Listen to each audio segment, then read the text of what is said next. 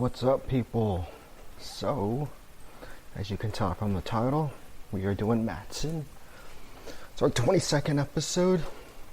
Really excited to do this one, so let's jump into it. So, first of all, this is a pretty long episode, so yeah, enjoy. So, a lot of Matson stuff. It is in the logistics industry, but we're gonna go over a lot of the history about it first. So they definitely captured the culture of aloha. So yeah, they are headquartered in Hawaii, but yeah, let me just get into this.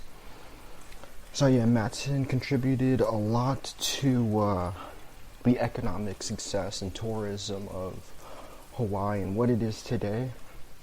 So yeah, just like rebuilding Hawaii and like after the war, just rebuilding and just making it what it is today. So first off, the story starts off with Captain William Matson. He was a Swedish immigrant. He started service in 1882.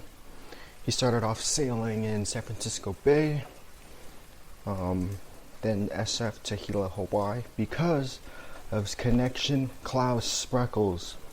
This man, Claus Spreckels, was a man in the sugar industry.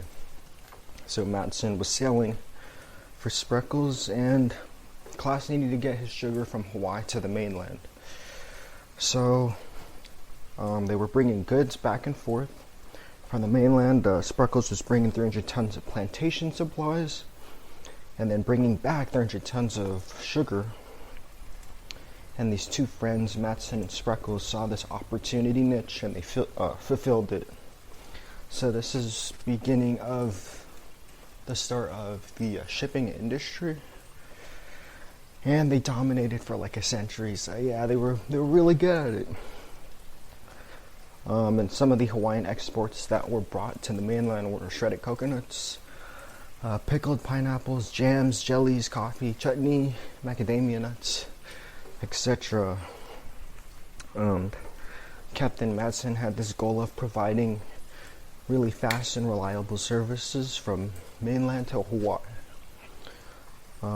with speed being a major selling point for their services. And keep in mind, this is like, 1882, right? Yeah, so it's kind of crazy just even traveling at that time. I think it would be cool. Everything's super like underdeveloped. The technology is not as precise and clean or as it is today. So I think it would be really, really fun to go back to that time and start traveling, see the world in a different lens.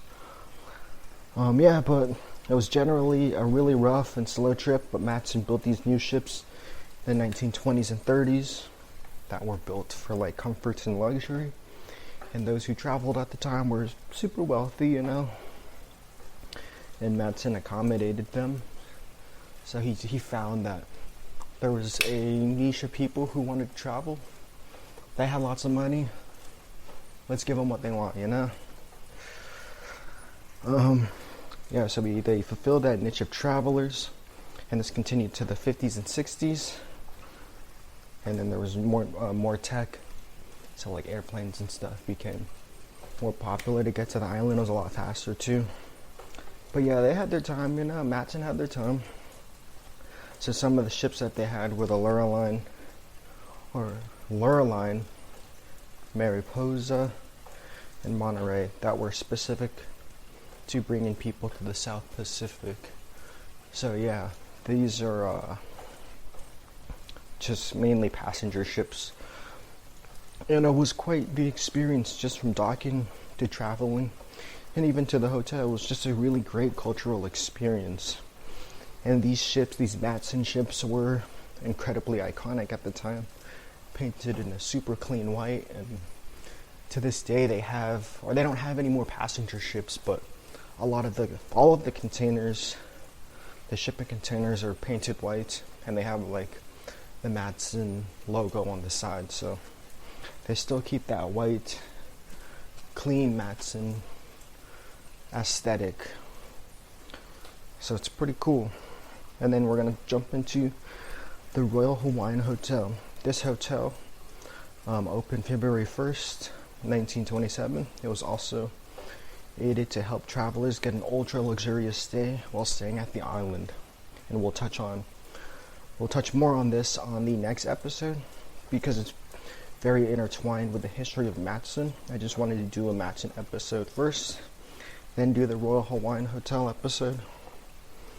But at the time, Matson Navigation, and Castle and Crooks, one of the big 5 firms, they invested $4 million into the Royal Hawaiian Hotel, and the rest is history. That partnership between Matson and Castle and Crooks essentially built how Hawaii is perceived today.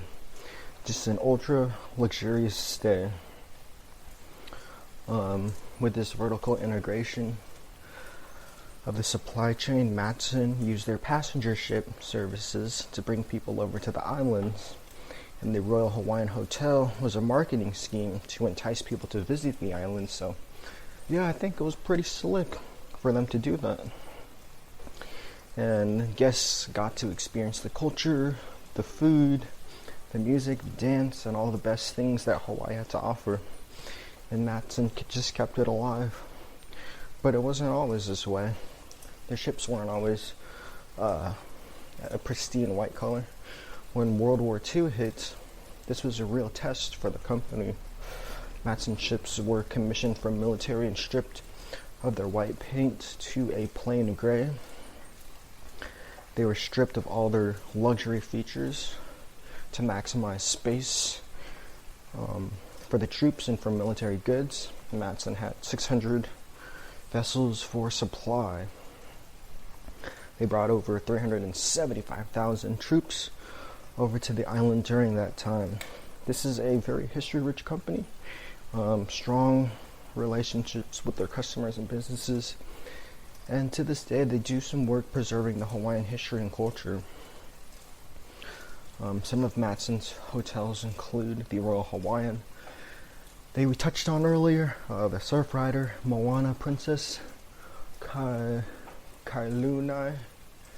I'm not sure if I'm pronouncing that correctly. Meeting house and there's a golf course. It's an off-site golf course, but yeah, pretty cool, right? And yeah, it's a pretty big part for Hawaii's economy. And today they are modernizing their fleet to have more efficient vessels. And that was just a quick little history lesson. I enjoyed learning about it, and yeah, and I actually had the opportunity to visit the Royal Hawaiian Hotel in person about a week ago. Super cool place, super nice people too. It's really cool, like seeing what you learned in class, because I learned about this case I think when I was a freshman or a sophomore, but actually seeing like the business in person is quite the experience. So back on track, we're just going to do the questions and we'll wrap up this episode. So the proper and full name of this company is Matson Incorporated, named after Captain William Matson. It's headquartered in Honolulu, Hawaii. Founded in 1882 by Swedish immigrant William Matson. Had the mission to provide fast and reliable services to then Kingdom, then Territory, and now State of Hawaii. It's pretty crazy how that's still part of America. And yeah, just so far away. Like a 5-hour plane ride. Yeah, it's still part of us, so really cool. I like it.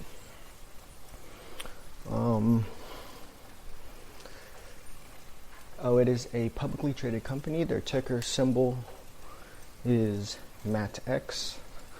the company is pretty big, and we're going to jump into a lot of this. So we're going to go over the employees, annual revenue generated, number of branches, stores, or square feet maintained, mainly on the square feet maintained, because since this is a public company, they legally have to give us their annual reports, and there's a whole bunch of cool data on there. It's really fun to look at.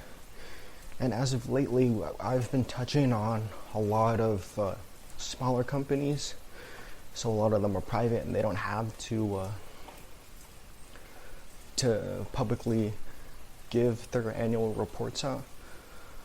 But yeah, it's just really fun and just really cool looking at all the numbers and how much money they make, what they have, and what they're trying to do in the future. So yeah, but enough of that, and we will jump right into this. So their total operating revenue is 2.2 bill for 2018. Huge company, understandable, lots of money. Matson has quite the bit of offices around the world too, since it's so big. Some properties include terminal facilities, office spaces, and storage spaces. So they have 4 terminal facilities in Hawaii and Alaska, and 2 terminal storage in Hawaii and Guam. They have 11 U.S. Locations with a total of 136K square feet. Largest one in Oakland at around 48,000 square feet. Smallest in Hilo, Hawaii at 1,200 square feet. And these are just the offices. And the offices globally, they have some in China. So the global total is 17,000 square feet. Largest in China at 7,000 square feet in Shanghai. And the smallest in Shenzhen, China at 1,000 square feet. So their total office space globally is 153,000 square feet about. So that's just office spaces, you know. But now we're going to talk about their warehouses and all that good stuff, all the larger areas. I'm also on my bike, and it's really hot in this garage right now. Yeah, I'm sweating. It's hot. But I do it for you guys. I do it for the listeners, you know.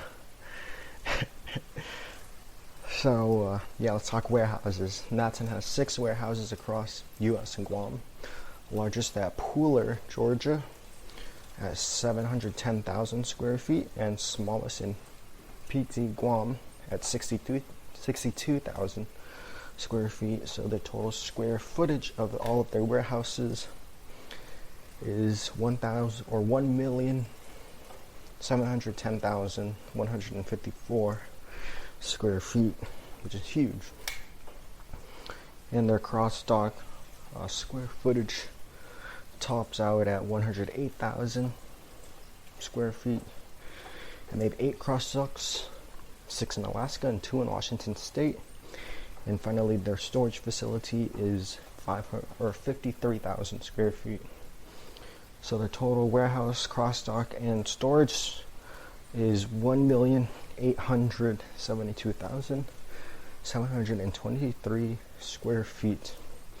And I just did a quick Google search on how much it costs to maintain a warehouse, and it's about $6.53 per square feet. I'm not sure if that is an accurate number or not, but let's just go with it. So this number may not be accurate, but it would cost about 12.2 mil just to maintain it, which is kind of expensive, but they have a whole bunch of revenue, so yeah, they could definitely pay for that. But yeah, having a company this big is expensive, you know.